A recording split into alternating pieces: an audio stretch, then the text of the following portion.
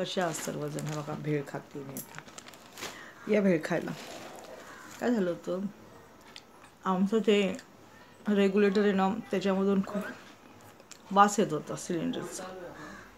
आणि खूप दिवसापासून ते करायचं होतं.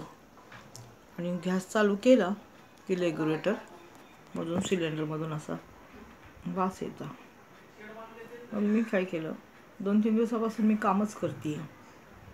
हे काम ते काम ते काम माझं चालूच आहे. घरातली कामं म्हटलं पावसाच्या आधी सर्व करून घ्यावी. मग मी गेले पासलकडे. पासलकड ऑफिस आमचं तिकडेच आहे, पुण्याला गेले. आणि मग त्यांना सांगितलं असं असं आहे. ते म्हणाले रेग्युलेटर काही बदली करू नका, ते चांगलं असेल, आमचा मेकॅनिक येईल आणि ते तुम्हाला करून देईल. मग मी घरी यायच्यात तो मेकॅनिक आला. मी त्याला म्हटलं 1 तासाने ये बाबा, मी आता बसने जाणार. मग तो आला, त्यांनी सगळं असे ओपन करून बघितलं.